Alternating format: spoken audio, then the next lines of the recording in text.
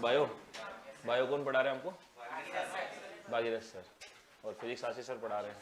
ठीक है भाई, तो हम लोग डिस्कस करेंगे आज से केमिस्ट्री। पेपर स्कीम पता ही है आप लोगों को, वैसे सिलेबस आपको भी मैंने दे रखा था, कहाँ गया? ठीक है, तो पेपर स्कीम सभी को पता होगी, आप लोगों को देखा है सिलेबस? कितने क्वेश्चंस आएंगे हैं? 35 नहीं, ओवरऑल बता रहा हूँ। 150 क्वेश्चन आएंगे। ठीक है, 150 में से 50 तो किसके होंगे? जीके के। तो इससे तो अपने कोई मतलब ही नहीं है। अरे अपने को मतलब आपस में, आपको और मेरे को, ठीक है? तो आपको तो है, बिल्कुल क्यों नहीं है। तो 50 क्वेश्चन इसके होंगे आपके ए पार्ट में।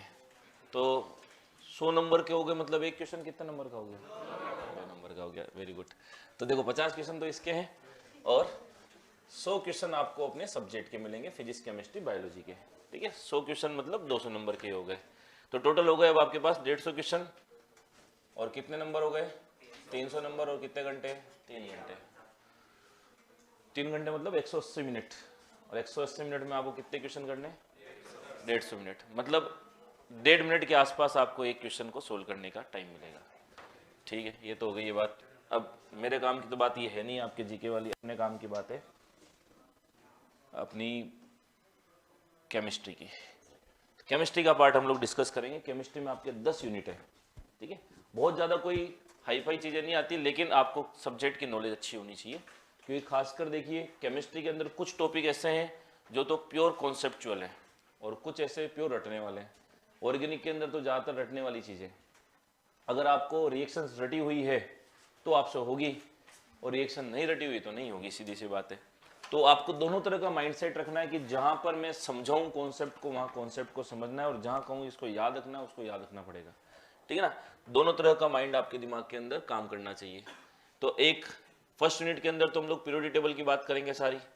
ठीक है, एंड एटॉमिक प्रॉपर्टीज। तो पीरियोडिक टेबल है और एटॉमिक स्ट्रक्चर है। तो पीरियोडिक टेबल के अंदर तो सारा हम लोग देखेंगे कि कौन कौन से एलिमेंट है, किस ब्लॉक में, उनका बेसिक कॉन्फ़िगरेशन क्या है।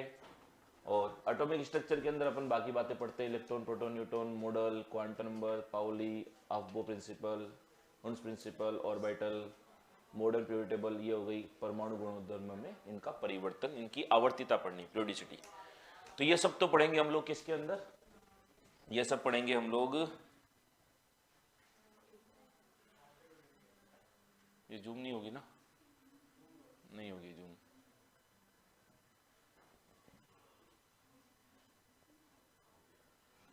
होगी। नाराज हो गए, लेकिन ये टेढ़ी हो गई।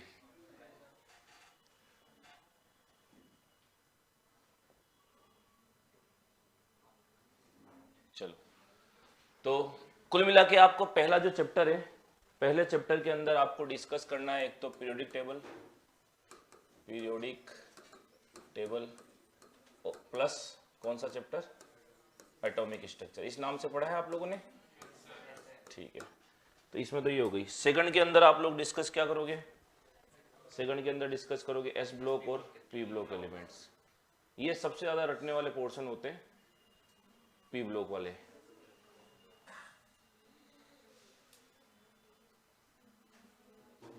ठीक है, तो एस ब्लॉक और पी ब्लॉक की बात करेंगे। अच्छा, यही लिखा रहेगा ये, इधर क्या आ जाएगा? एस ब्लॉक और पी ब्लॉक। ठीक है, फिर इसी के अंदर हम लोग ऑक्सीडेशन नंबर देखेंगे, जहां से सबसे ज्यादा इंपॉर्टेंट क्वेश्चन जो बनता है ना, वो बनता है इनके इलेक्ट्रॉनिक कॉन्फ़िगरेशन से और ऑक्सीडेशन नंबर से। ऑक्सीडेशन नंबर के ऊपर खूब बार क्वेश्चन पूछे जाते हैं। फिर आपको अगर पूछा जाएगा 30 यूनिट, तो केमिकल इक्विलिब्रियम। केमिकल इक्विलिब्रियम के अंदर जब हम लोग बात करेंगे रासायनिक साम्य की, लाशीतलीय प्रिंसिपल, जहां से क्वेश्चन ज्यादातर आपको पूछा जाता है, रासायनिक साम्य और इसको प्रभावित करने वाले कारक।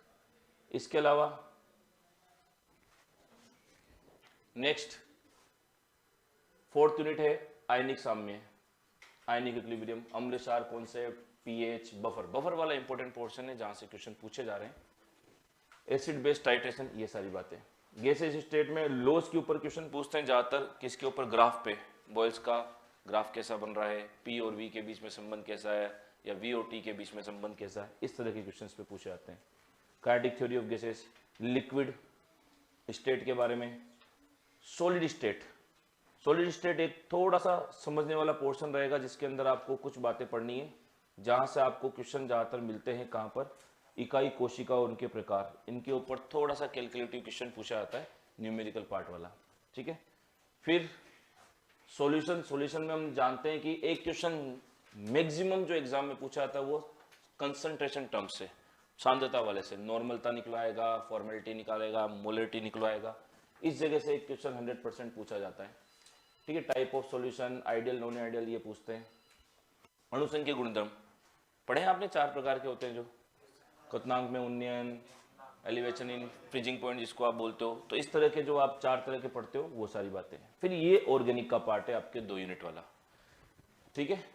ऑर्गेनिक कंपाउंड्स, उनका नामकरण, उनका आपको बेसिक क्लासिफिकेशन, उनके गुणधर्म, तो आईयूपीसी पढ़नी है। आईयूपीसी से एक क्वेश्चन पूछा जाता है, जनरली हर बार पूछा जाता है।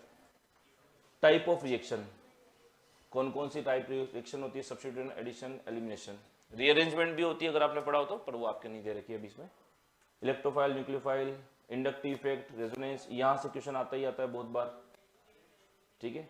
आइसोमेरिज्म से क्वेश्चन आता है, और ये हाइड्रोकार्बन वाला पार्ट।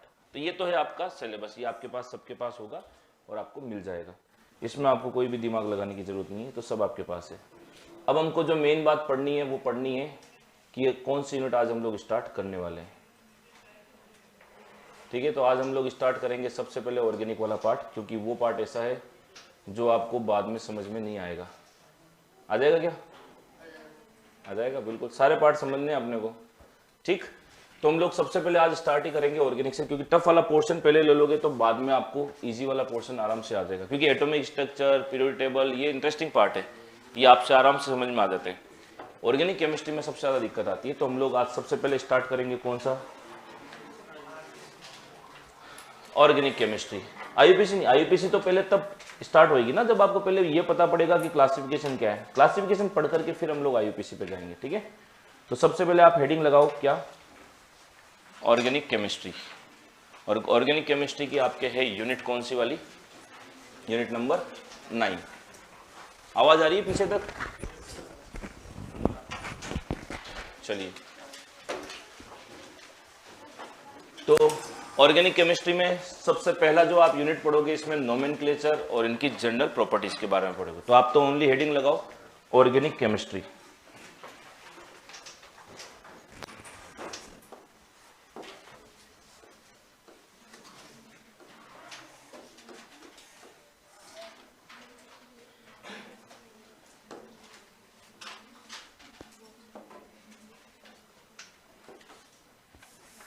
ऑर्गेनिक केमिस्ट्री का मतलब हिंदी में अपन बोलते हैं कार्बनिक रसायन। तो सबसे पहली बात, ऑर्गेनिक केमिस्ट्री के अंदर आप स्टडी किसकी करने वाले हो, किसकी, ओनली कार्बन की। ऑर्गेनिक केमिस्ट्री के अंदर जो कंपाउंड होते हैं उनमें क्या केवल कार्बन होते हैं, हाइड्रोकार्बन। अच्छा, ओनली हाइड्रोकार्बन की करेंगे तो डेरिवेटिव की भी करेंगे, वेरी गुड। तो सबसे पहली बात आपको ये पता होना चाहिए कि भाई ऑर्गेनिक केमिस्ट्री के अंदर हम लोग स्टडी जो करते हैं वो किसकी करते हैं, स्टडी ऑफ ऑर्गेनिक कंपाउंड्स, कार्बनिक यौगिकों की स्टडी करी जाती है। मैं लिखा दूंगा, सब पहले समझो। तो ऑर्गेनिक केमिस्ट्री के अंदर हम लोग स्टडी करते हैं ऑर्गेनिक कंपाउंड्स की। ऑर्गेनिक कंपाउंड कौन से होते हैं, सबसे पहली बात, ऑर्गेनिक कंपाउंड का मतलब हिंदी में हम बोलते हैं कार्बनिक यौगिक, और कार्बनिक यौगिक का मतलब ये नहीं है केवल उसमें क्या हो, कार्बन। तो ऑर्गेनिक कंपाउंड में हम लोग 2 तरह के कंपाउंड्स को इंक्लूड करते हैं। कौन कौन से, देखो। तो ऑर्गेनिक कंपाउंड के अंदर हमने किन किन को इंक्लूड कर रखा है, 2 चीजों को। एक तो हम लोग बात करेंगे हाइड्रोकार्बन की, और दूसरा हम लोग बात करेंगे हाइड्रोकार्बन डेरिवेटिव की। डेरिवेटिव को हिंदी में क्या बोलते हैं, व्युत्पन्न, हाइड्रोकार्बन के व्युत्पन्नों की। अब ये सर हाइड्रोकार्बन क्या होता है, हाइड्रोकार्बन होते हैं जो किस किस से बने हों, हाइड्रोजन और कार्बन से बने हों। तो जो हाइड्रोजन और कार्बन से बनेंगे वो हाइड्रोकार्बन हो गए, हाइड्रोजन प्लस कार्बन से बने यौगिक। तो हाइड्रोकार्बन डेरिवेटिव में कौन आएंगे, हाइड्रोकार्बन डेरिवेटिव में हाइड्रोकार्बन तो हाइड्रोजन और कार्बन तो होगा ही होगा, प्लस डेरिवेटिव का मतलब क्या होता है, जैसे आपने ये बोला कि ये मीथेन है और मीथेन के अंदर मेरे को जोड़ना है कोई हेलोजन, ठीक है। तो मैं डायरेक्ट हेलोजन जोड़ दूं क्या ऐसे,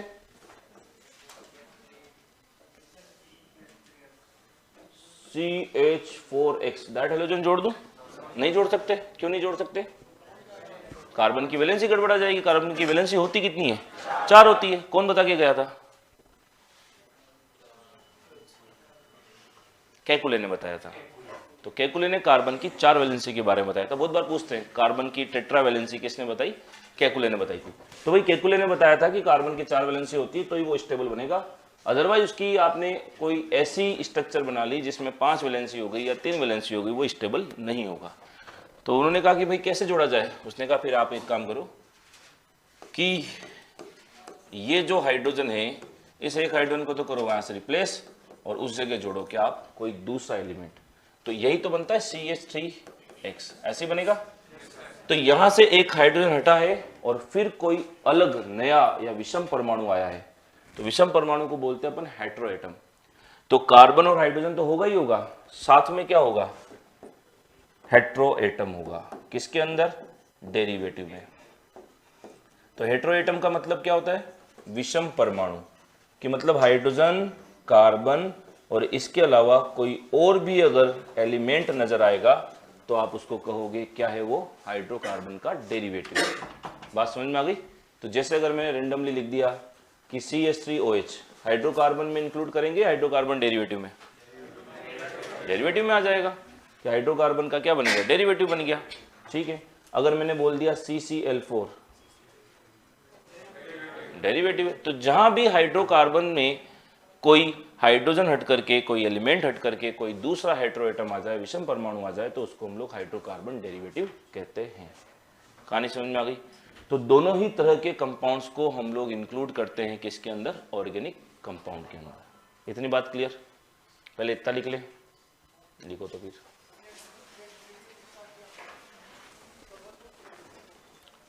तो सबसे पहली बात लिखो आप। अच्छा, सब हिंदी मीडियम में या इंग्लिश मीडियम भी है या ओनली इंग्लिश मीडियम में, कैसे हो? इंग्लिश वाले हैं? हाथ खड़े करो एक बार। 2 3 4। टर्मिनोलॉजी इंग्लिश में भी बोलूंगा, आपको जिसमें लिखना है लिख लेना, ठीक है? चलो पहली बात लिखो। ऑर्गेनिक केमिस्ट्री के अंदर स्टडी किसकी की जाती है? Study of organic chemistry. कार्बनिक यौगिकों का अध्ययन किया जाता है। स्टडी ऑफ ऑर्गेनिक कंपाउंड्स, इसमें अध्ययन किसका किया जाता है? कार्बनिक यौगिकों का अध्ययन किया जाता है। ठीक है, चलिए फिर ऑर्गेनिक कंपाउंड यानी कार्बनिक यौगिक को 2 में डिवाइड करो कि इसमें किस किस को हम लोग इंक्लूड करते हैं। कार्बनिक यौगिक को 2 भागों में डिवाइड करते हैं ऑर्गेनिक कंपाउंड को। एक तो हाइड्रोकार्बन, दूसरा हाइड्रोकार्बन के व्युत्पन्न। हाइड्रोकार्बन डेरिवेटिव को हिंदी में क्या कहते हैं? हाइड्रोकार्बन व्युत्पन्न। ठीक है,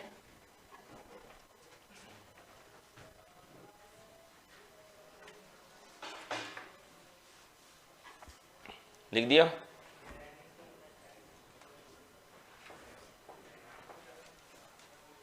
तो 2 तरह के कंपाउंड आएंगे इसमें, एक तो हाइड्रोकार्बन आ जाएंगे सारे और दूसरा कौन आएगा? हाइड्रोकार्बन के व्युत्पन्न आ जाएंगे। लिख लिया 2 में डिवाइड करके। फिर हाइड्रोकार्बन में कौन होंगे? हाइड्रोजन और कार्बन से मिलकर बने यौगिक, compounds made up of hydrogen and carbon. तो इसके नीचे लिख लो, इसमें होंगे हाइड्रोजन और कार्बन से मिलकर बने यौगिक।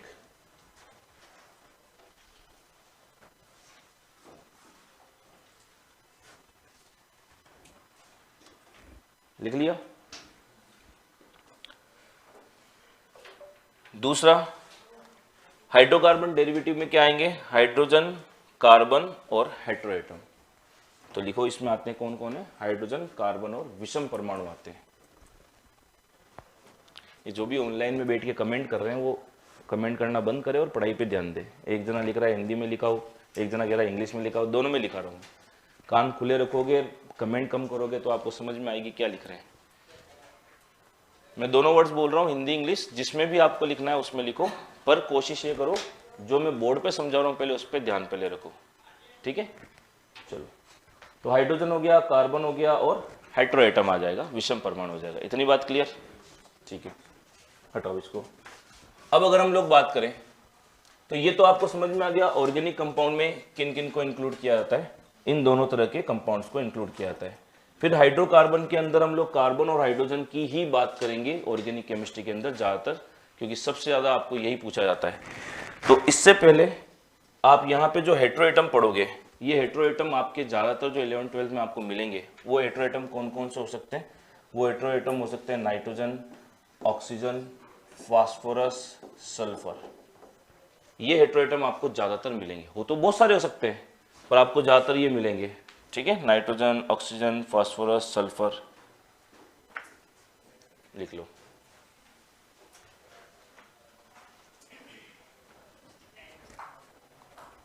तो ये विषम परमाणु वहां पे हो सकते हैं।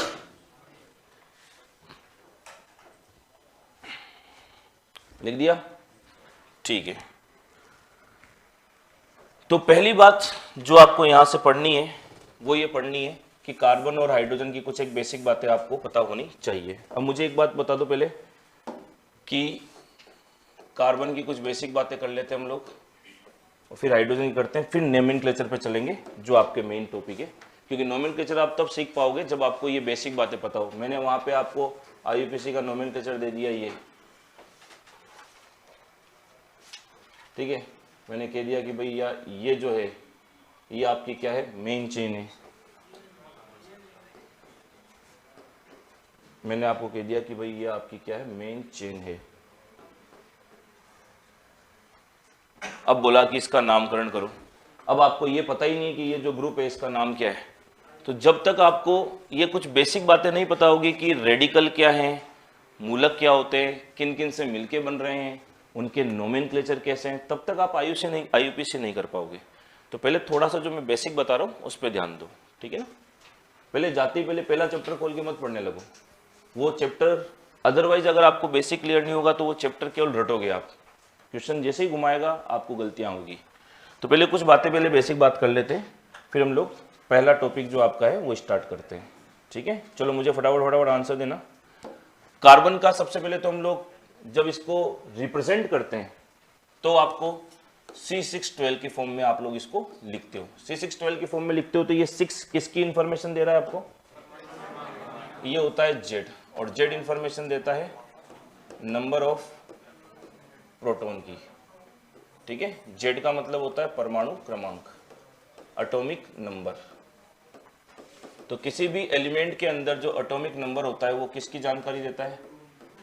प्रोटॉनों की संख्या की जानकारी देता है। तो ये आपको समझ में आ गया कि कार्बन का एटॉमिक नंबर कितना है, 6 है। ये हमको पता है ऑलरेडी, पर बेसिक बात मेरी तरफ से आपको जो समझानी है वो समझ लो।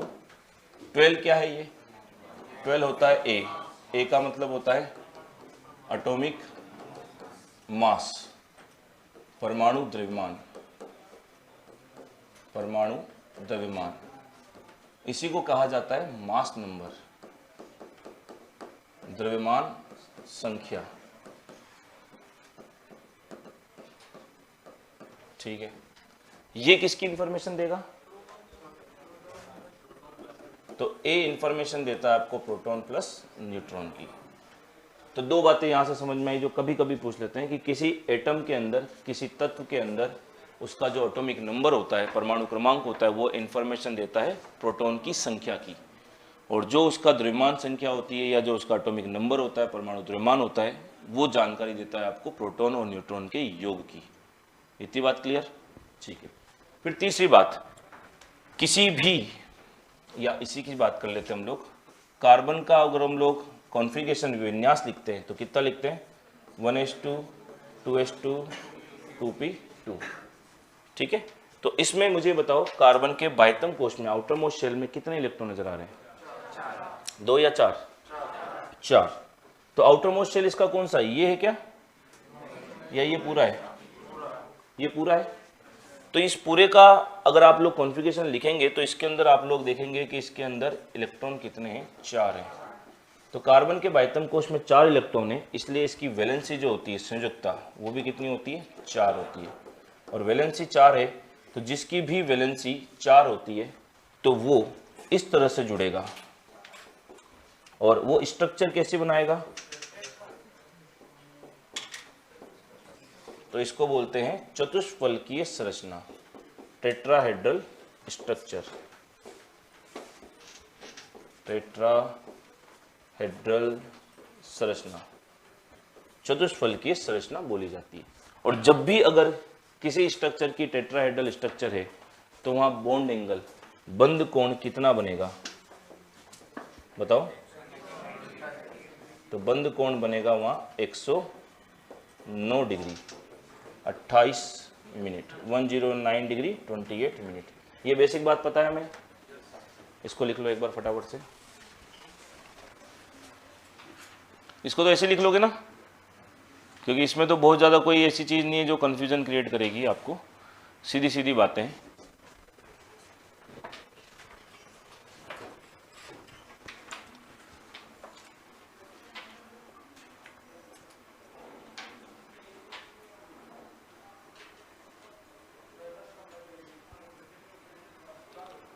और अगर ऑर्गेनिक केमिस्ट्री वाकई में सीखनी है तो जिस तरह से मैं बेसिक से बता के चल रहा हूँ उस तरह से आप पढ़ना, आपको समझ में आएगी।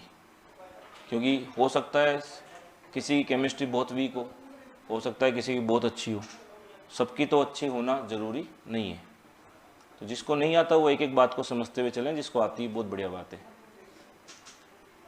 मुझे उनको नहीं पढ़ाना जिनको आता है, मुझे उनको पढ़ाना है जिनको नहीं आता है। जिनको आता है उनको तो वैसे ही पता है सारी बातें, और अगर सब कुछ आता ही होता तो हम लोग यहाँ होते ही नहीं। होते क्या?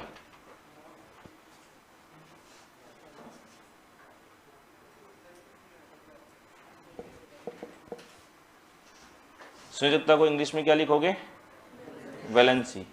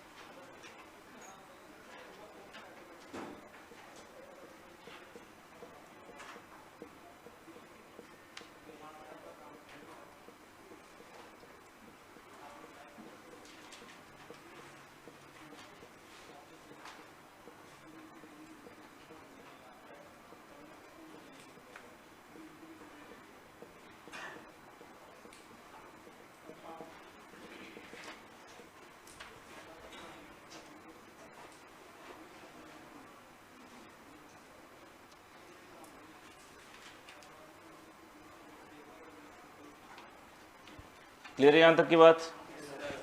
ठीक है। तो वैसे अगर आपको समझ में आया तो बहुत बढ़िया बात है, वरना आप दोनों नोट लिख सकते हो जो पूछे जाते हैं बहुत बार, कि किसी तत्व का परमाणु क्रमांक किसको बताता है? प्रोटॉनों की संख्या को बताता है। लिख लो चाहो तो, किसी तत्व का परमाणु क्रमांक प्रोटॉन की संख्या को बताता है।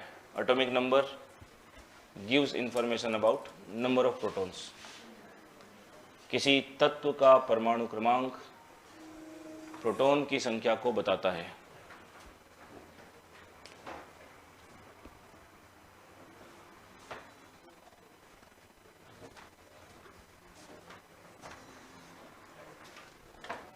लिख दिया? ठीक है।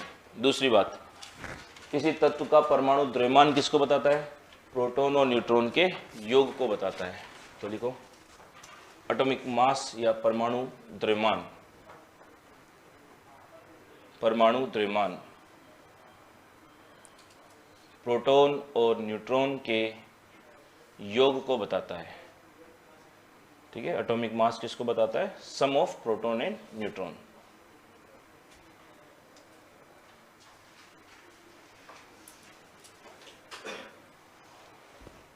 बाकी बातें तो आपने एज इट इज लिख ली है। ठीक है।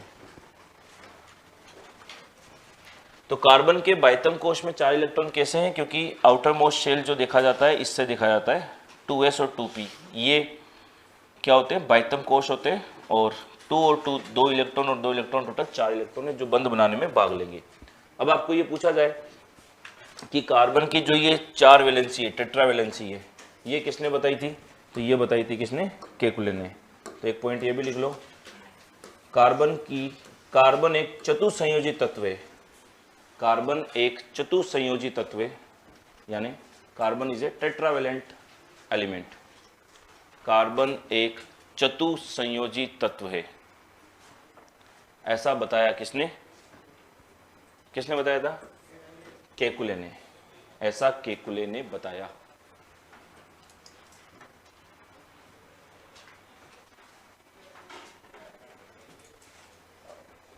लिख लिया? ठीक है। फिर नेक्स्ट बात करते हैं हम लोग, कुछ बातें हम लोग करते हैं अब कार्बन के, कि आप ऑर्गेनिक केमिस्ट्री के अंदर ये पढ़ते हो कि ऑर्गेनिक केमिस्ट्री, कार्बन का रसायन, मतलब आपने जो केमिस्ट्री की ब्रांच ली है ऑर्गेनिक केमिस्ट्री, वो बिल्कुल सेपरेट कर दी। कभी आपने नाइट्रोजन की केमिस्ट्री, सल्फर की केमिस्ट्री, जिंक की केमिस्ट्री, ऐसा कोई सब्जेक्ट नहीं पढ़ा। तो कार्बन का ही ऐसा क्यों पढ़ा? क्योंकि कार्बन में एक प्रॉपर्टी है, इस प्रॉपर्टी को क्या कहते हैं? केटिनेशन। केटिनेशन का मतलब होता है संकलन। तो संकलन का मतलब होता है कार्बन क्या करता है? अदर एलिमेंट्स के साथ जुड़ के लंबी लंबी क्या करता है? श्रृंखला बनाता है। तो कार्बन में इस संकलन का गुण क्या है? सर्वाधिक है। और कार्बन में संकलन का गुण सर्वाधिक है, इसलिए हम लोग कहते हैं कि आप लोग ऑर्गेनिक केमिस्ट्री की एक पर्टिकुलर ब्रांच पढ़ते हो। तो एक बात ये भी लिख लो कि केटिनेशन प्रॉपर्टी यानी संकलन का गुण सर्वाधिक किस में होता है? कार्बन में होता है। कार्बन में संकलन का गुण सर्वाधिक है। कार्बन में संकलन का गुण सर्वाधिक है।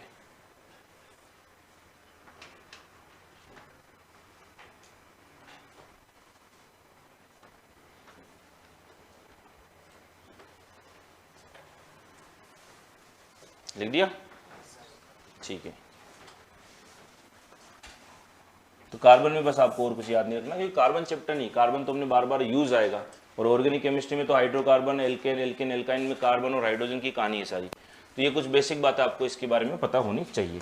दो तीन बातें ऐसा हाइड्रोजन की भी लिख लो।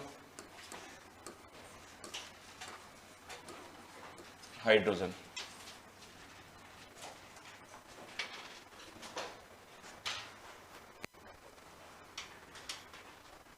हाइड्रोजन के बारे में वही सेम बात। एक तो इसका अगर हम लोग देखें रिप्रेजेंटेशन कैसे होगा, 1H1, तो ये समझ में आ गया कि Z बता रहा है 1, यानी इसमें प्रोटॉन कितना है? प्रोटॉन की संख्या 1 है, ठीक है। और ये 1 बता रहा है एटॉमिक मास को। तो A की वैल्यू जो है वो प्रोटॉन प्लस न्यूट्रॉन की कितनी है? 1। तो आपको एक बात समझ में आ गई, सर प्रोटॉन तो 1 है, तो प्रोटॉन प्लस न्यूट्रॉन की वैल्यू 1 है, तो न्यूट्रॉन की वैल्यू यहाँ से कितनी आएगी? 0 आएगी। तो ये आप बहुत बार पढ़ते हो कि हाइड्रोजन एकमात्र ऐसा एलिमेंट होता है जिसमें न्यूट्रॉन की संख्या कितनी होती है?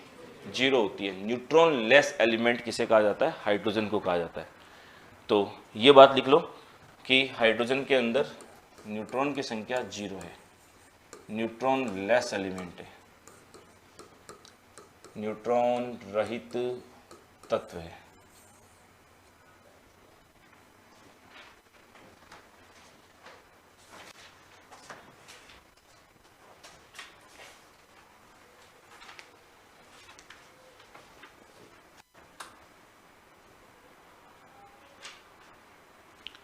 लिख दिया? ठीक है भाई। एक और बात बताओ इसके अंदर, हाइड्रोजन जो है, हाइड्रोजन में न्यूट्रॉन की संख्या 0 है, ये हमको पता है। हाइड्रोजन की एक प्रॉपर्टी और आपको याद रखनी है जो काम की है, कि हाइड्रोजन जो है, हाइड्रोजन का स्थान फिक्स है क्या पीरियोडिक टेबल में? नहीं है। क्यों? क्योंकि इसकी समानता अदर एलिमेंट्स के साथ भी है। तो हाइड्रोजन की सिमिलरिटी किस किस के साथ है? हेलोजन के साथ है। और एस ब्लॉक में तो रखा हुआ है, मतलब एस ब्लॉक में है ही है। और एक और किसके साथ है बताओ? देखो इधर बोर्ड पे। तो हाइड्रोजन की सिमिलरिटी, हाइड्रोजन की समानता किन किन के साथ है? एक तो एस ब्लॉक के साथ है। एस ब्लॉक में कौन सा ग्रुप फर्स्ट है या फर्स्ट बी? तो एक तो फर्स्ट ए के साथ। फर्स्ट ए में कौन कौन से एलिमेंट हैं? हाइड्रोजन तो ही है, उसके अलावा lithium, sodium, potassium, rubidium, caesium, francium. और किसके साथ है? हेलोजन फैमिली के साथ भी है क्या?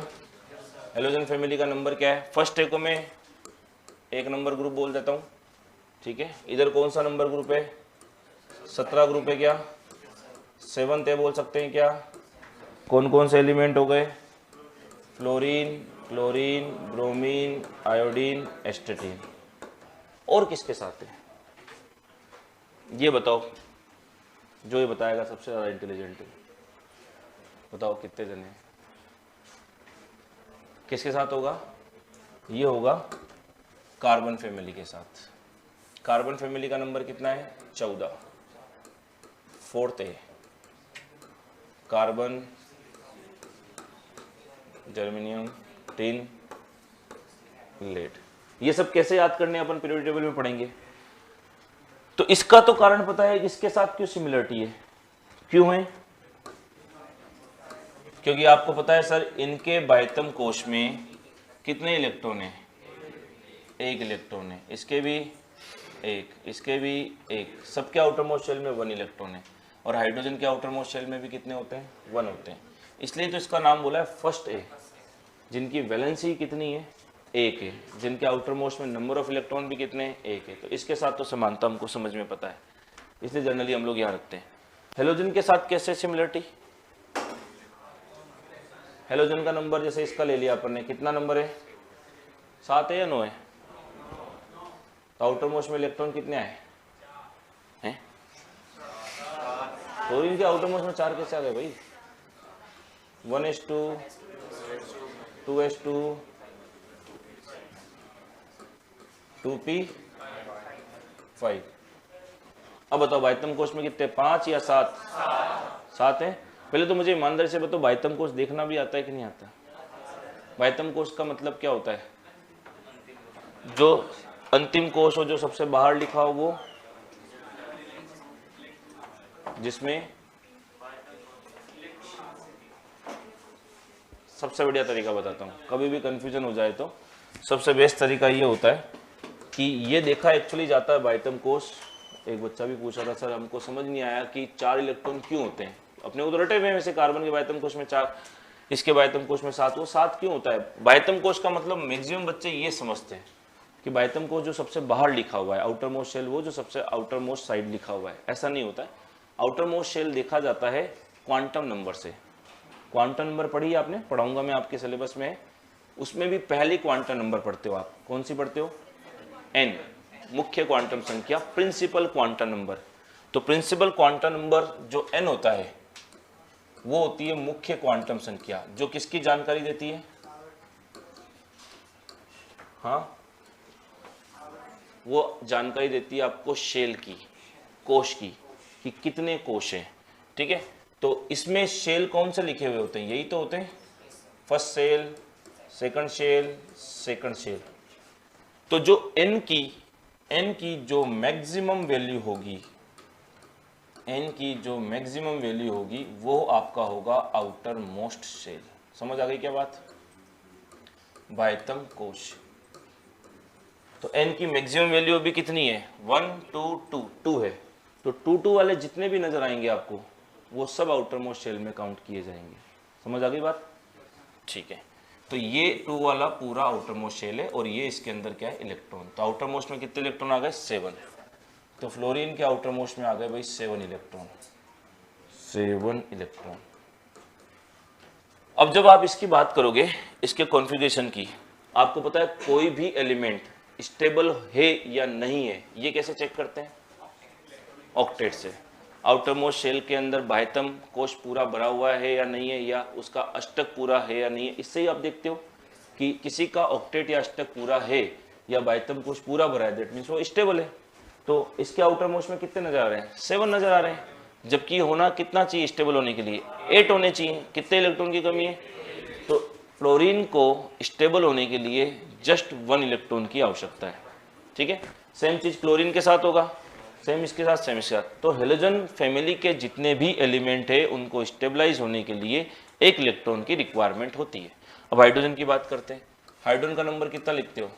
1 तो इलेक्ट्रॉन भी 1 है, तो 1s1 लिखते हो। और इसको भी स्टेबल होने के लिए कितने इलेक्ट्रॉन चाहिए? एक ही चाहिए, क्योंकि ये तो अष्टक पूरा कर नहीं सकता, ऑक्टेट तो बना ही नहीं सकता ये। क्यों? साइज बहुत छोटी है इसकी, नंबर 1 पे। तो ये क्या करता है, ये कहता है कि मैं या तो स्टेबल हो जाऊं, तो उसके लिए या तो अष्टक पूरा कर लूं, अष्टक ये कर नहीं सकता। दूसरा तरीका, किसी ने कहा कि भाई आप एक काम करो, अष्टक पूरा नहीं कर सकते, ऑक्टेट पूरा नहीं कर सकते, तो आप उनके जैसे बन जाओ जो स्टेबल है। और स्टेबल गैसेस कौन सी है? Inert gases, noble gases. तो हाइड्रोजन के जस्ट पास कौन सी नोबल गैस आएगी? हीलियम। और हीलियम का नंबर कितना है? 2। तो ये हाइड्रोजन स्टेबल होने के लिए अपने समान, अपने पास वाली इनर्ट गैस जैसा बनने की कोशिश करेगा। तो उसके अंदर इलेक्ट्रॉन कितने हैं? 2। अभी हाइड्रोजन के पास कितना है? 1। तो ये क्या चाहेगा? मैं एक इलेक्ट्रॉन और ले लूंगा, तो मैं भी क्या हो जाऊंगा? स्टेबल हो जाऊंगा। तो इनको भी स्टेबल होने के लिए कितने चाहिए? हाइड्रोजन को भी कितना चाहिए? हो गई सिमिलरिटी। तो सर उसके साथ भी सिमिलरिटी है, इसके साथ भी सिमिलरिटी है। इतनी बात क्लियर? बची क्या? कार्बन। कार्बन को कैसे चेक करें कि कार्बन के साथ इसकी स्टेबिलिटी कैसे है? ठीक है, तो अगर कार्बन के साथ स्टेबिलिटी चेक करें तो कार्बन का नंबर कितना है अपने पास? 6। 6 को कैसे लिखोगे? 1s2 2s2 2p2। तो बाह्यतम कोश पूरा 2 वाला है, तो टोटल इलेक्ट्रॉन कितने हो गए? 4। इसको टोटल कितने चाहिए थे? होने की चाहिए थे 8 होने चाहिए थे, पर है अभी जस्ट 4। तो जस्ट हाफ है क्या? तो जस्ट हाफ इलेक्ट्रॉन और चाहिए स्टेबल होने के लिए। ये लाइन समझ में आ गई कि कार्बन के पास है 4, होने चाहिए थे 8, मतलब जस्ट हाफ और चाहिए। हाइड्रोजन को स्टेबल होने के लिए टोटल होने चाहिए 2, अभी कितने? जस्ट हाफ है क्या? हो गई क्या सिमिलरिटी? बस इसी वजह से कार्बन फैमिली के साथ भी क्या होती है? इसकी स्टेबिलिटी होती है। बात समझ में आ गई? तो कल को पूछ ले, क्योंकि आपके एस ब्लॉक भी है सिलेबस में, पीरियोडिक टेबल भी है कि हाइड्रोजन की सिमिलरिटी किन किन ग्रुप के साथ है। फर्स्ट है के साथ है, कार्बन फैमिली के साथ है, हेलोजन के साथ है, और सभी के साथ है। तो सभी के साथ है। बात समझ में आ गई? तो आपको क्या बात करनी है यहाँ पे कि सर यहाँ पर जस्ट हाफ इलेक्ट्रॉन्स और चाहिए, किसके लिए? स्टेबल होने के लिए। यहाँ पर जस्ट कितने इलेक्ट्रॉन चाहिए? 1 इलेक्ट्रॉन चाहिए, किसके लिए? स्टेबल होने के लिए। और यहाँ पर वाइटम कोश में क्या है? 1 इलेक्ट्रॉन है, इसलिए इसके साथ सिमिलरिटी है।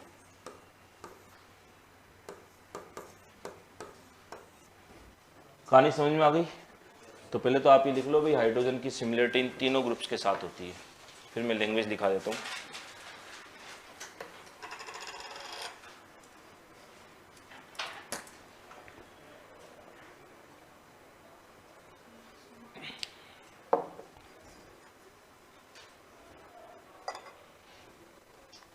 एक बालक पूछ रहा है, अगर सर 2s 2p और 3s आता, जैसे सोडियम में और मैग्नीशियम में 3s1 और 3s2 होता है ना, तो बाह्यतम कोश में कितने इलेक्ट्रॉन होते हैं?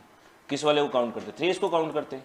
फिर 2s 2p को काउंट नहीं करते, क्योंकि अब सबसे बड़ी वैल्यू n की कौन सी है? 3 हो जाती।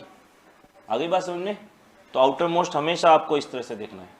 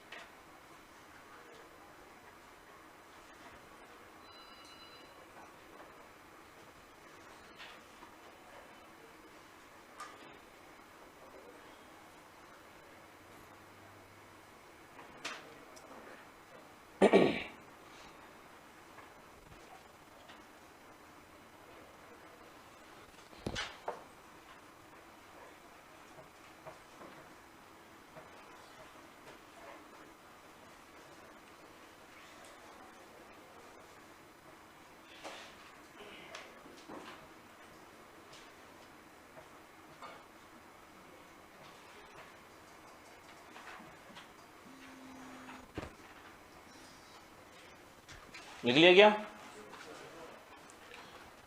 समझ में आ गया कारण? फर्स्ट है के साथ समानता क्यों है? क्योंकि फर्स्ट है के आउटर मोस्ट शेल में भी एक इलेक्ट्रॉन है, हाइड्रोजन के बाह्यतम कोश में भी एक इलेक्ट्रॉन है। लिख दिया मैंने कि दोनों के बाह्यतम कोश में कितने इलेक्ट्रॉन है? एक। चाहो तो ऐसे लिख देना, दोनों के बाह्यतम कोश में एक इलेक्ट्रॉन होते हैं। दोनों के आउटर मोस्ट शेल में एक इलेक्ट्रॉन है, इसलिए इसके साथ इसकी सिमिलरिटी है। ठीक है। कार्बन वाले के साथ सिमिलरिटी क्यों है? क्योंकि इसको भी जस्ट हाफ इलेक्ट्रॉन चाहिए, हाइड्रोजन को भी जस्ट हाफ इलेक्ट्रॉन चाहिए, इसलिए दोनों क्या है? स्टेबल है, दोनों सिमिलर हैं। हेलोजन के साथ क्यों है? क्योंकि सर हेलोजन को भी जस्ट एक इलेक्ट्रॉन चाहिए स्टेबल होने के लिए, हाइड्रोजन को भी जस्ट एक इलेक्ट्रॉन चाहिए स्टेबल होने के लिए। लिख लिया सारा? कोई दिक्कत? बस इतनी बात आपको हाइड्रोजन के बारे में यहाँ ध्यान रखनी, क्योंकि ये काम आएगी बार बार में। सही, बहुत अच्छा क्वेश्चन पूछा एक बालक ने। हाइड्रोजन क्या है? मेटल है या नॉन मेटल है? हाइड्रोजन प्लस बनाता है या माइनस बनाता है? दोनों बनाता है। मेटल की डेफिनेशन क्या होती है? जो इलेक्ट्रॉन लूज करता है, और जो इलेक्ट्रॉन लूज करेगा, त्यागेगा, उसके ऊपर प्लस चार्ज आता है। जैसे Na+, Mg+2, Ca+2, potassium plus, ये सब क्या है? मेटल्स हैं। और नॉन मेटल क्या होती है? जो इलेक्ट्रॉन गेन करती है, ग्रहण करती है और ऋणायन बनाती है, नेगेटिव बनाती है। ये पता है हमको? ठीक है। जैसे O-2, S-2, तो बेसिक डेफिनेशन पता है। तो हाइड्रोजन क्या है? मेटल, नॉन मेटल या मेटलॉइड? अच्छा, एक और वर्ड पढ़ते हो, मेटलॉइड। आवर्त सारणी पढ़ेंगे ना, उसमें क्या है? तत्वों का वर्गीकरण है, क्लासिफिकेशन ऑफ एलिमेंट्स है। कुछ मेटल्स हैं, कुछ नॉन मेटल्स हैं, और कुछ उनके बीच में CD वाले, याद है क्या? वो क्या होती है? मेटलॉइड, जिसको क्या कहते हो? उपधातुएं। तो ये उपधातुएं क्या चीज होती है? जिनमें किसकी प्रॉपर्टी हो? दोनों के गुण हो, धातुओं के और अधातुओं के। अब क्वेश्चन ये है कि हाइड्रोजन क्या है? धातुएं, अधातुएं या उपधातुएं? मेटल, नॉन मेटल या मेटलॉइड? अच्छे से सोच के जवाब दो, क्योंकि ये तो वो ज्ञान था जो किताबों में लिखा हुआ है। अब वो क्वेश्चन जो आपकी सोच से आता है, क्योंकि उसका आंसर केवल लिखा हुआ है, एक्सप्लेनेशन नहीं है जो मैं पूछ रहा हूं आपसे। मेटल, नॉन मेटल या मेटलॉइड, क्योंकि ये अब तक सबने रटा है, और या टीचर ने रटाया है, या तो आपको भी याद नहीं है, या उसने आपको एक्सप्लेन नहीं किया है। क्या होता है? नॉन मेटल है। क्यों? इलेक्ट्रॉन ग्रहण कर रहा है, त्याग भी तो रहा है, H+ भी तो बनाता है, मेनली लेता है। ये कैसे पता पड़ा?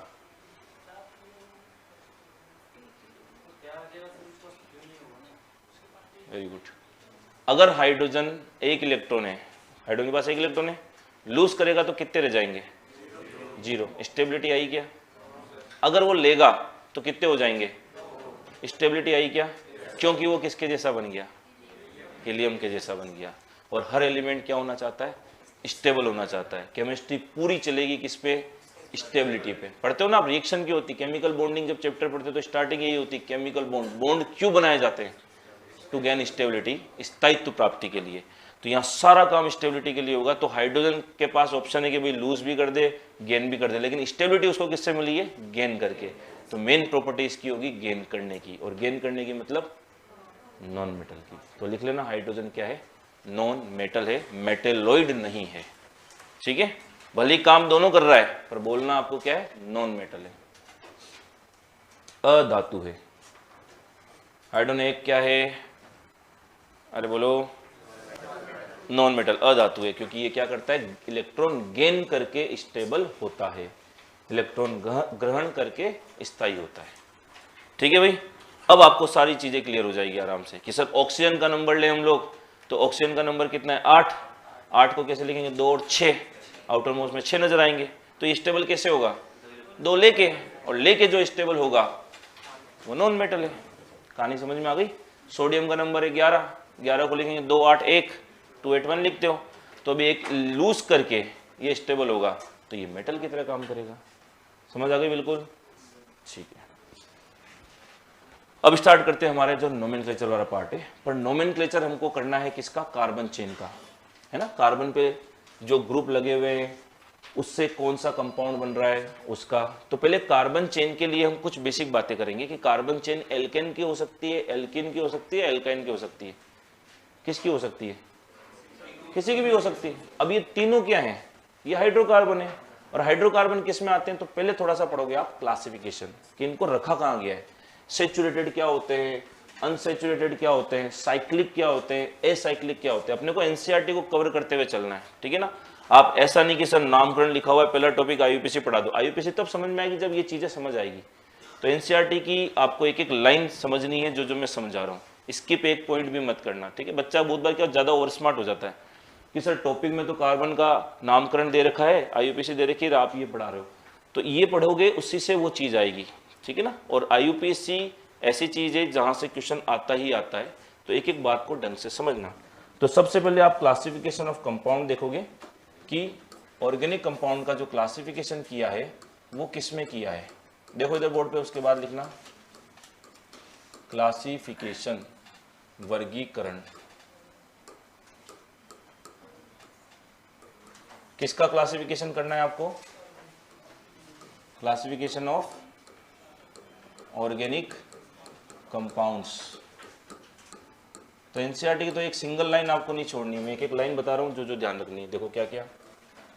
पहली बात, ऑर्गेनिक कंपाउंड को हम लोग कितने भागों में डिवाइड करते हैं, दो पार्ट्स में।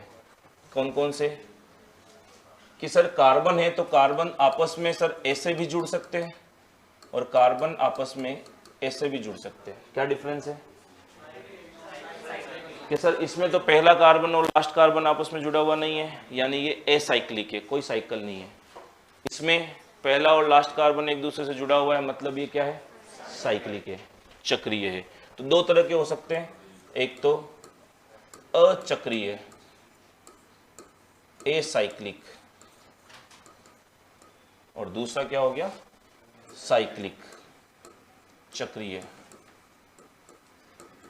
साइक्लिक और एसाइक्लिक। अच्छा, साइक्लिक और असाइक्लिक को हम लोग ऐसे ही बोल सकते हैं क्या, ओपन चेन और क्लोज चेन। तो इसको और क्या लिख सकता हूं मैं, ओपन चेन, खुली श्रृंखला वाले। इनको विव्रत भी कह सकते हैं, इसमें कोई व्रत नहीं है, ठीक है। इसको क्या कह सकते हैं, क्लोज्ड चेन कंपाउंड, सव्रत, ठीक है भाई। चलिए अब मुझे एक बात का जवाब दो, यहां पर आप एक नाम पढ़ोगे इसका, एलिफेटिक। सुना है क्या नाम? तो क्या मतलब होता है एलिफेटिक का, जिनसे, हाँ, एलिफेटिक का मतलब क्या होता है, एलिफेटिक का मतलब संतृप्त नहीं होता, पहली बात तो ये। एलिफेटिक का मतलब होता है कि ये वर्ड जो आता है, ये वर्ड आता है एलिफर से। एलिफर का मतलब होता है वसा, मतलब ये कहीं ना कहीं वसा के व्युत्पन्न है, डेरिवेटिव ऑफ फेट है, वसा के व्युत्पन्न, डेरिवेटिव ऑफ फेट, ये वसा से बनते हैं कहीं ना कहीं, डेरिवेटिव ऑफ फेट है, ठीक है भाई। अब आपने इसका आगे क्लासिफिकेशन किसमें किया है, अचक्रीय का दो भागों में। कौन कौन से, सेचुरेटेड, हिंदी में क्या कहते हो, संतृप्त, और दूसरा क्या हो गया, असंतृप्त, अनसेचुरेटेड।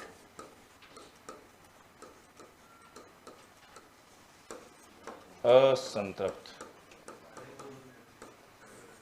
अब सेचुरेटेड का मतलब क्या होता है भाई, क्या होता है सेचुरेटेड का मतलब, कार्बन कार्बन के विद्य कैसे बॉन्ड हो, सिंगल बंद हो, एकल बंद। और कार्बन सिंगल बॉन्ड कार्बन हो तो उसी को आप एल्केन कहते हो क्या, तो एल्केन आ जाएंगे यहां पर, ठीक। ऐसे ही असंतृप्त का मतलब क्या होता है, जिनमें कार्बन कार्बन के बीच में क्या हो, या तो डबल बॉन्ड हो या ट्रिपल बॉन्ड हो। डबल बॉन्ड वाले को कहोगे क्या, एल्कीन, ट्रिपल बॉन्ड वाले को कहोगे एल्काइन। बात समझ में आ गई क्या, ठीक है। चक्रीय को आप दो भागों में बांटते हो, कौन कौन से दो, एरोमेटिक और नॉन एरोमेटिक, ऐसा नहीं है, ठीक है। इनको हम लोग बांटते हैं समचक्रीय और विषम चक्रीय में, क्योंकि साइकिल है। तो सर ये साइकिल है तो इस साइकिल में सारे कार्बन भी हो सकते हैं, तो सारे एटम सेम है तो उसको बोलते हैं होमोसाइक्लिक, समचक्रीय, चक्र में सभी एटम समान। और अगर सर ऐसा नहीं है, कोई दूसरा एटम आ गया, जैसे यहाँ पे आ गया ऑक्सीजन, ठीक है, यहाँ आ गया नाइट्रोजन, तो सर अगर चक्र में कोई विषम परमाणु आ जाए तो उसको क्या बोलेंगे, हेट्रोसाइक्लिक। तो इसको हम लोग दो भागों में बांट देते हैं, होमोसाइक्लिक, होमोसाइक्लिक को कहा जाता है समचक्रीय,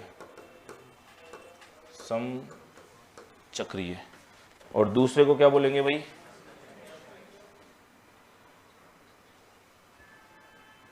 विषम चक्रीय, हेट्रोसाइक्लिक।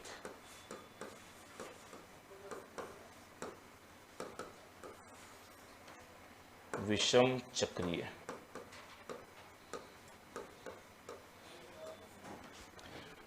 फिर आप इसके अंदर पढ़ते थे क्या, एलिसाइक्लिक और एरोमेटिक, पढ़ा है ऐसा कुछ? तो एक काम कर लो पहले, होमोसाइक्लिक, होमोसाइक्लिक का मतलब साइकिल के अंदर सभी कार्बन क्या होंगे या सभी एटम क्या होंगे, सेम होंगे। तो अपन ऑर्गेनिक केमिस्ट्री पढ़ रहे हैं तो ज्यादातर हमें साइकिल में कौन से कार्बन मिलेंगे, कौन सा एटम मिलेगा, कार्बन। तो इसलिए इनका एक नाम और देते हो आप, कार्बोसाइक्लिक, कार्बोसाइक्लिक, सुना है क्या नाम? ठीक है, कार्बोसाइक्लिक भी कहते हैं।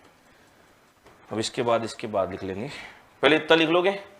तो ये सारी क्लासिफिकेशन होने के बाद अब अपन स्टार्ट करेंगे ये कि एल्केन, एल्केन में सिंगल बॉन्ड वाले की नेमिंग कैसे करनी है, डबल बॉन्ड वाले की कैसे करनी है, ट्रिपल वाले की कैसे करनी है, कोई साइक्लिक कंपाउंड आ जाए, बेंजीन जैसे रिंग आ जाए तो उसकी कैसे करनी है, सभी तरह की आपका आईयूपीएसी पढ़नी है। समझ आ गई? अब आपका मेन चैप्टर स्टार्ट हो जाएगा। तो पहले यहां तक लिख लो,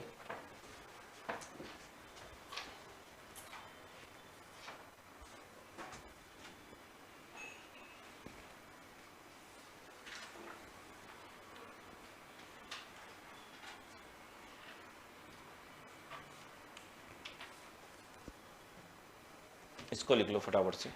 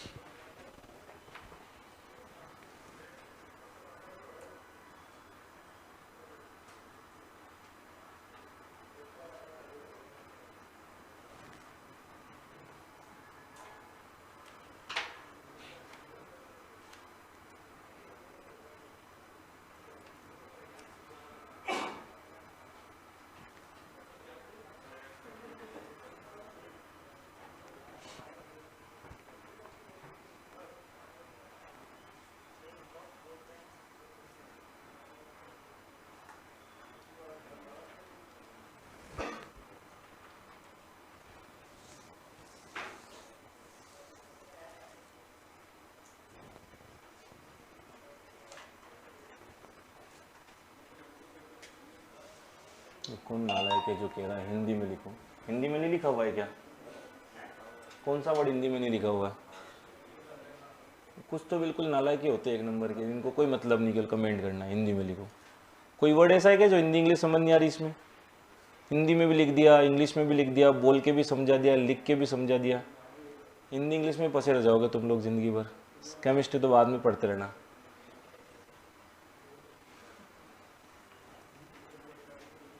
हिंदी इंग्लिश वालों को कोई दिक्कत आ रही है क्या लिखने में? हिंदी वालों को नहीं आ रही, इंग्लिश वालों को? सारे वर्ड्स लिख रहा हूँ मैं हिंदी इंग्लिश दोनों में, फिर क्या दिक्कत है? दिक्कत आनी नहीं चाहिए। और ये बात ध्यान रखना, साइंस ज़्यादातर टर्मिनोलॉजी इंग्लिश में काम आएगी आपके, हिंदी कुछ काम नहीं आएगी। मैं भले हिंदी बोल रहा हूँ, हिंदी लिख भी रहा हूँ, लेकिन कोशिश ये करना आप इंग्लिश टर्मिनोलॉजी को अभी से सुनने और समझने लगो। काम आगे सारी जगह इंग्लिश टर्मिनोलॉजी ही आने वाली है। बहुत सारी टर्मिनोलॉजी तो आपको, बायोलॉजी में तो मैक्सिमम टर्मिनोलॉजी इंग्लिश की पूछी जाती है। जाइलम फ्लोएम पढ़ते हो ना? कभी ज़िंदगी में जाइलम फ्लोएम की हिंदी नहीं आई पेपर में, जाइलम फ्लोएम ही आती है। पानी का ट्रांसपोर्ट कौन करता है? जाइलम करता है। जाइलम का जबकि हिंदी वर्ड होता है, पता है क्या होता है? दारू उत्तक होता है। कभी ज़िंदगी में नहीं आया दारू उत्तक पेपर के अंदर लिखा हुआ, जाइलम ही आता है, जायलम, XYLEM। हिंदी में भी जाइलम आता है, इंग्लिश में भी जाइलम आता है। फ्लोएम हिंदी में भी फ्लोएम आता है, इंग्लिश में भी फ्लोएम आता है। इंग्लिश के वर्ड्स जो है ना साइंस के, तो एटलीस्ट वही याद रखो जो टर्मोलॉजी इंग्लिश वाली है। आपकी इच्छा है भले हिंदी लिखो, कोई दिक्कत नहीं है, लेकिन इतना हिंदी पे डिपेंड मत हो कि यहाँ पे साइक्लिक की गलती से मैंने हिंदी में चक्री नहीं लिखा तो समझ नहीं आया सर साइक्लिक का मतलब क्या होता है। इतना डिपेंड मत हो, कोई काम नहीं आएगी हिंदी, वहाँ अटक जाओगे। मैं तो फिर भी लिख रहा हूँ, हिंदी इंग्लिश दोनों ही वर्ड लिख रहा हूँ, बट कोशिश ये करो कि इतना हिंदी पे डिपेंड मत हो।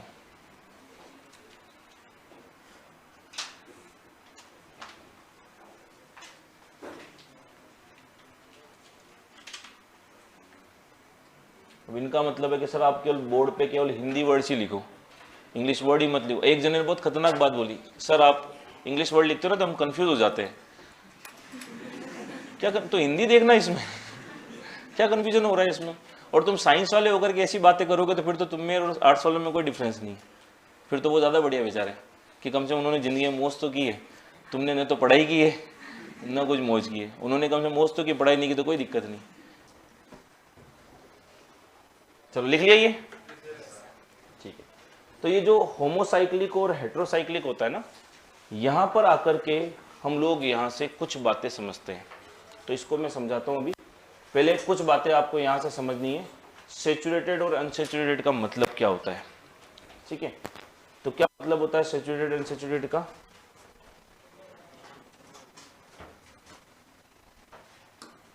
तो मुझे एक बात का जवाब दो, 1 2 3 4, ये संतृप्त है या असंतृप्त है?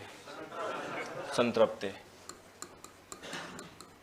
ये ठीक है, ये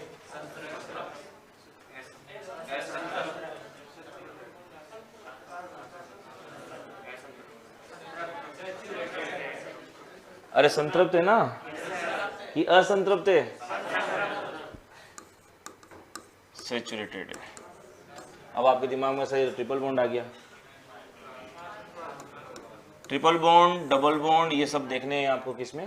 कार्बन कार्बन के बीच में। डेफिनेशन ये होती है कि यदि कार्बन कार्बन के बीच डबल बॉन्ड या ट्रिपल बॉन्ड आ जाए तो वो होता है क्या?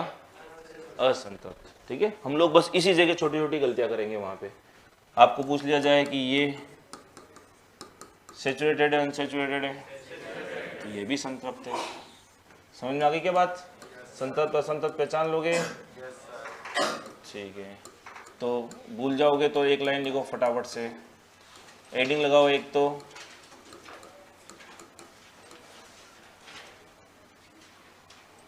हेडिंग लगाओ संतृप्त हाइड्रोकार्बन, सेचुरेटेड हाइड्रोकार्बन। संतृप्त हाइड्रोकार्बन यानी सेचुरेटेड हाइड्रोकार्बन। एक लाइन लिख लेना बस काम की। क्या? कि यदि कार्बन कार्बन के मध्य सभी बंध कैसे हों? सिंगल बंध हों। यदि कार्बन कार्बन के मध्य सभी बंध, सभी बॉन्ड कैसे हों? सिंगल बॉन्ड हो, एकल बंध हो। यदि कार्बन कार्बन के मध्य सभी बंध एकल बंध हो, सिंगल बॉन्ड हो। ठीक है, तो अंडरलाइन कर लेना, कार्बन कार्बन की बात करनी है आपको, दूसरे एलिमेंट की नहीं करनी।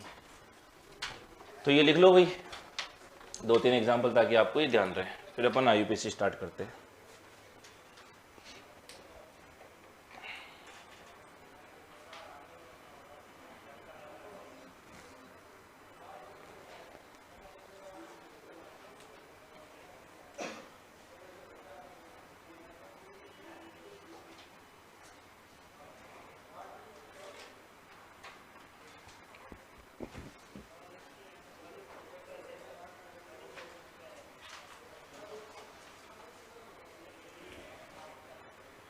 लिख लिया?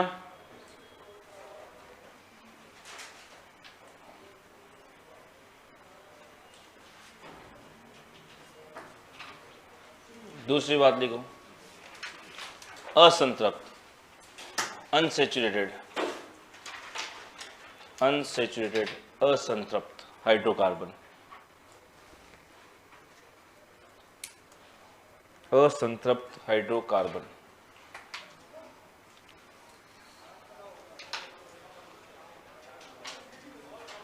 असंतृप्त मतलब कार्बन कार्बन के मध्य क्या हो, एक या बहुत सारे, मिनिमम एक। अगर मिनिमम एक भी डबल बॉन्ड आ जाएगा तो वो अनसैचुरेटेड हो जाएगा, या मिनिमम एक भी ट्रिपल बॉन्ड आ जाएगा तो भी अनसैचुरेटेड हो जाएगा। तो लिखो यदि कार्बन कार्बन के मध्य, यदि कार्बन कार्बन के मध्य न्यूनतम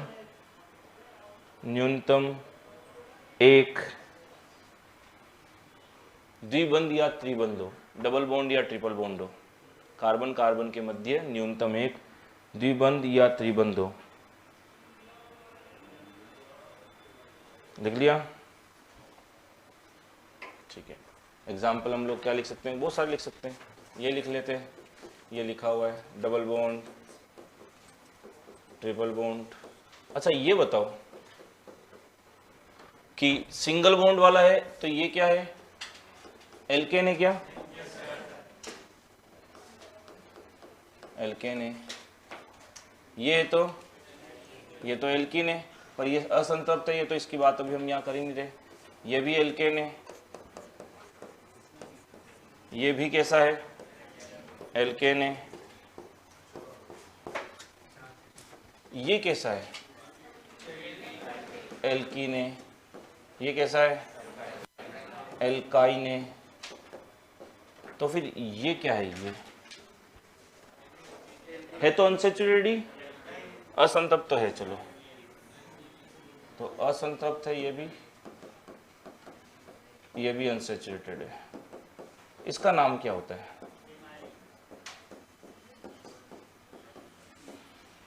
कितने कार्बन है, 4।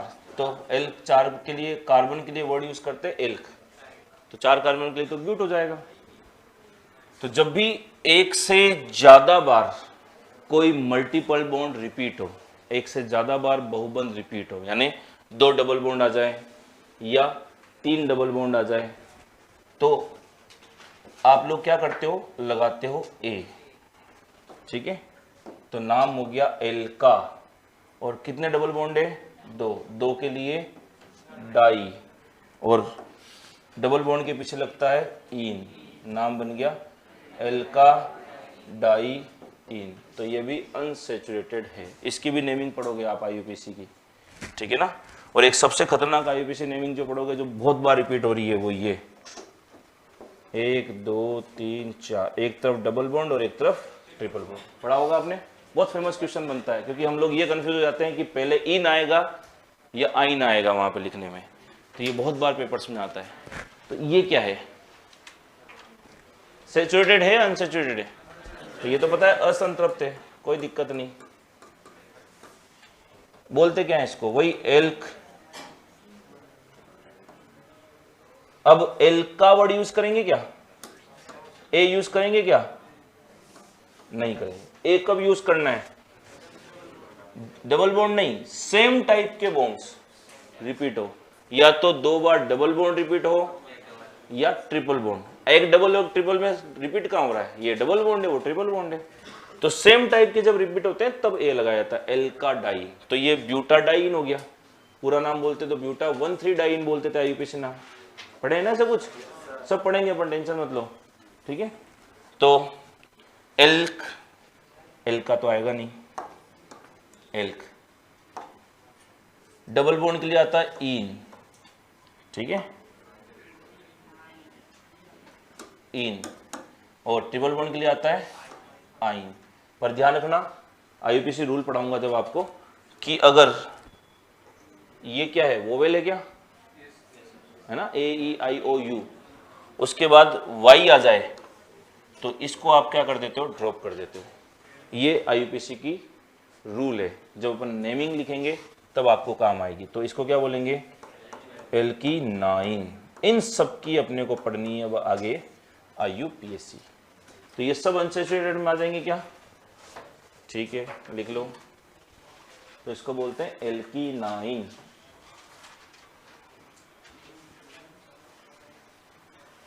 तो बिल्कुल बेसिक से समझा रहा हूं मैं आपको, एक एक चीज, भले आपको आती हो चाहे नहीं आती हो, आपको केमिस्ट्री पूरी 10 की 10 यूनिट्स टिप्स पे याद हो जाएगी, लेकिन सीक्वेंस में पढ़ो जैसे मैं पढ़ा रहा हूँ।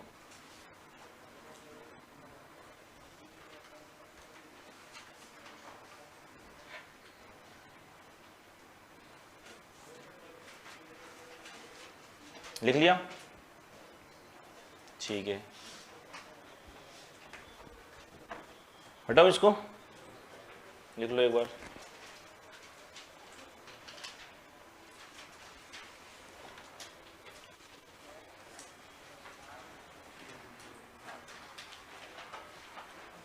हटाएं इसको। अब देखो इधर के सारे वर्ड्स क्लियर हो गए। अचक्रीय के अंदर सैचुरेटेड वर्ड हो गया, अनसैचुरेटेड हो गया, एल्केन एल्केन एल्काइन की बेसिक बात हो गई। चक्रीय के अंदर बात करते हैं, फिर समचक्रीय विषम चक्रीय की बात करते हैं, फिर हम स्टार्ट करते हैं IUPAC नोमेनक्लेचर। ठीक है, तो अगली बात लिख लो, समचक्रीय होमोसाइक्लिक। समचक्रीय होमोसाइक्लिक क्या मतलब होगा इसका? यदि साइकिल में सभी परमाणु क्या हो, सेम हो। तो लिख लो, यदि साइकिल या चक्र में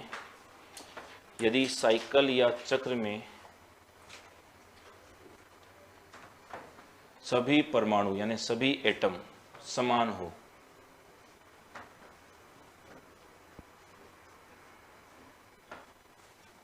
तो ये क्या कहलाते हैं? होमोसाइक्लिक कहलाते हैं, समचक्रीय कहलाते हैं।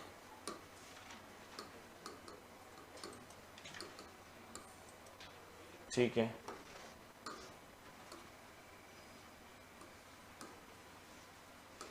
Same type of atoms in cycle. तो एग्जाम्पल देखो इधर बोर्ड पे, ये होमोसाइक्लिक है क्या? अच्छा, लेकिन ये है या नहीं? अरे है ना, होमोसाइक्लिक तो है ही। ये aromatic, anti aromatic, non aromatic उसकी तो बात ही नहीं हो रही, अपन तो होमोसाइक्लिक की बात कर रहे हैं। वो तो इसके बाद आगे कल आपको इसके आगे और लिखाऊंगा क्लासिफिकेशन, अभी तो ये जगह नहीं है। होमोसाइक्लिक को, रेट्रोसाइक्लिक को, इनको वो डिवाइड किया जाता है। एलिसाइक्लिक में, एरोमेटिक में, वो क्या है, कॉन्सेप्ट ऑफ एरोमेटिसिटी क्या होता है, ये सब। ये होमोसाइक्लिक है क्या? और ये भी है। ठीक है, लेकिन ये है क्या? है, बिल्कुल है भाई, साइकिल में तो सारी कार्बन है, तो ये सभी होमोसाइक्लिक। बस ये ध्यान रखना, हेटेरोएटम आते ही ऐसा नहीं कि हेटेरोसाइक्लिक नहीं, साइकिल के अंदर हेटेरोएटम होना। जैसे अगर आपको ये आ जाता है,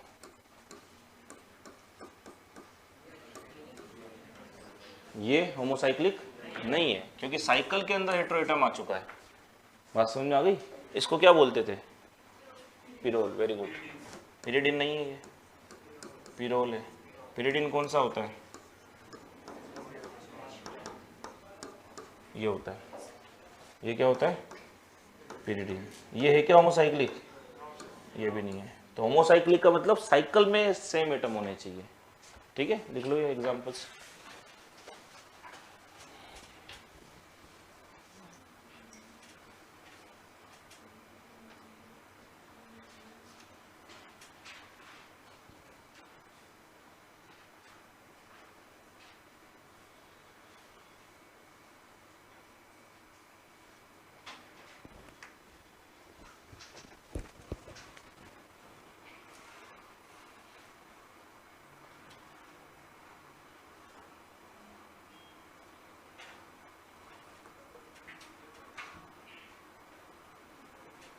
क्लियर है ये सारी कहानी?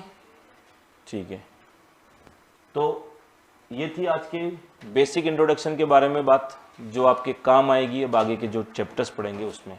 कल अपन थोड़ी बहुत बात हेटेरोसाइक्लिक की भी करेंगे, एलिसाइक्लिक क्या होता है उसकी भी करेंगे, और कुछ बेसिक बात एरोमेटिक की भी करेंगे। फिर हम लोग पढ़ेंगे नोमेनक्लेचर।